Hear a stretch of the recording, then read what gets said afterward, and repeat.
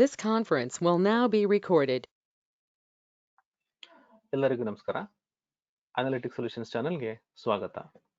Hi-tech analytic solutions channel ಜಗತ್ತಿನ ಏಕೈಕ analytic ಮತ್ತು ರಿಪೋರ್ಟಿಂಗ್ ತರಬೇತಿ ಕೇಂದ್ರ ಆಗಿರುತ್ತದೆ.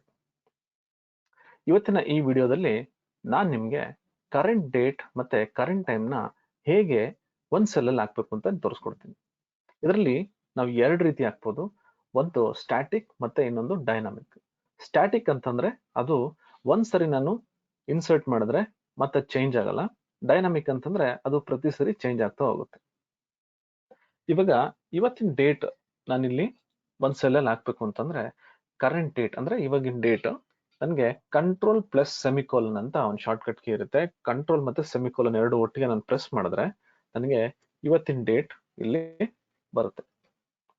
ಬಟ್ ಇದು ಸ್ಟ್ಯಾಟಿಕ್ ಅಂದ್ರೆ ಇವಾಗ ನಾಳೆ ಇದನ್ನ ಓಪನ್ ಮಾಡಿದ್ರೆ ಇದು ನೆನ್ನೆ ಡೇಟೆ ತೋರಿಸುತ್ತದೆ. ಅಂದ್ರೆ ನಾವು ಯಾವತ್ತು ಅದನ್ನ ಸ್ಟ್ಯಾಟಿಕ್ ಆಗಿ ಕಂಟ್ರೋಲ್ ಪ್ಲಸ್ ಸೆಮಿಕೋಲನ್ ಹಾಕ್ತಿವಿ ಅವತ್ತಿನ ಡೇಟ್ ಮಾತ್ರ ತೋರಿಸುತ್ತದೆ.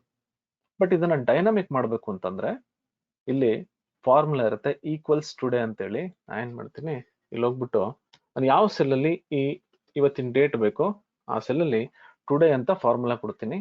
ಓಪನ್ ಬ್ರಾಕೆಟ್ ಕ್ಲೋಸ್ ಬ್ರಾಕೆಟ್ ಮಧ್ಯದಲ್ಲಿ ಯಾವುದೇ ಪ್ಯಾರಾಮೀಟರ್ಸ್ ಇರಲ್ಲ. ನೀವು ಎಂಟರ್ ಅಂತ ಕೊಟ್ರೆ ಇವತ್ತಿನ ಡೇಟ್ ಬರುತ್ತೆ. ಇದನ್ನ ನಾನು ನಾಳೆ ಓಪನ್ ಮಾಡಿದ್ರೆ ಇದು ನಾಳೆ ಡೇಟ್ ತೋರಿಸುತ್ತೆ. ಅಂದ್ರೆ ಇದು ಡೈನಾಮಿಕ್ ಆಗಿ ಚೇಂಜ್ ಆಗ್ತಾ ಹೋಗುತ್ತೆ.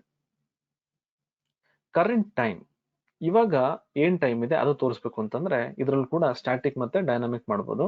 ಸ್ಟ್ಯಾಟಿಕ್ ಅಂದ್ರೆ ಇಮಿಡಿಯೇಟ್ ಆಗಿ ನನಗೆ ಟೈಮ್ ಬೇಕು ಅಂತಂದ್ರೆ ಕಂಟ್ರೋಲ್ ಶಿಫ್ಟ್ ಸೆಮಿಕೋಲನ್ ನಾನು ಪ್ರೆಸ್ ಮಾಡಿ ಎಂಟರ್ ಅಂತ ಕೊಟ್ರೆ ಇವಾಗ ಏನ್ ಟೈಮ್ ಇದೆ ಅದು ಬರುತ್ತೆ.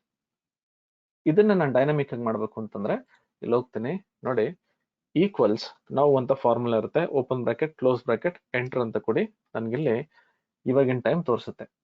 ಇಲ್ಲಿ ಫಾರ್ಮ್ಯಾಟ್ ಚೇಂಜ್ ಆಗಿದ್ರೆ ನೀವು ಕಂಟ್ರೋಲ್ 1 ಪ್ರೆಸ್ ಮಾಡಿ ಮತ್ತೆ ಇಲ್ಲಿ ಫಾರ್ಮ್ಯಾಟ್ ನ ಚೇಂಜ್ ಮಾಡ್ಕೋಬಹುದು. ಇಲ್ಲಿ ಹೆಚ್ ಅಂತ ಕೊಟ್ರೆ ಅವರ್ ತೋರಿಸುತ್ತೆ, ಮತ್ತೆ ಎಂ ಅಂದ್ರೆ ಮಿನಿಟ್ಸ್ ತೋರಿಸುತ್ತೆ. ನನ್ಗಿಲ್ಲಿ ಇವಾಗ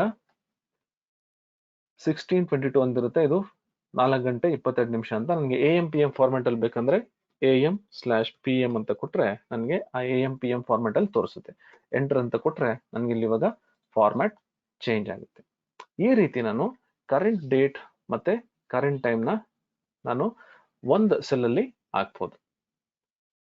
ಇದೇ ರೀತಿ ಇನ್ನೂ ಏನಾದ್ರೂ ಬೇರೆ ಆಪ್ಷನ್ಸ್ ಇತ್ತು ಅಂದ್ರೆ ದಯವಿಟ್ಟು ನಮ್ಮ ಕಮೆಂಟ್ ಬಾಕ್ಸ್ ಅಲ್ಲಿ ನೀವು ಇದನ್ನ ಸ್ಪೆಸಿಫೈ ಮಾಡಿ. ಸೊ ಇದರಿಂದ ನಾವು ಇದನ್ನ ಕಲ್ತ್ಕೋಬಹುದು. ಈ ವಿಡಿಯೋ ನಿಮ್ಗೆ ಇಷ್ಟ ಆಗಿದೆ ಅಂತ ನಾನು ಅನ್ಕೊಂಡಿದ್ದೀನಿ. ಈ ವಿಡಿಯೋ ನಿಮ್ಗೆ ಇಷ್ಟ ಆಗಿದ್ರೆ ದಯವಿಟ್ಟು ಲೈಕ್ ಮಾಡಿ.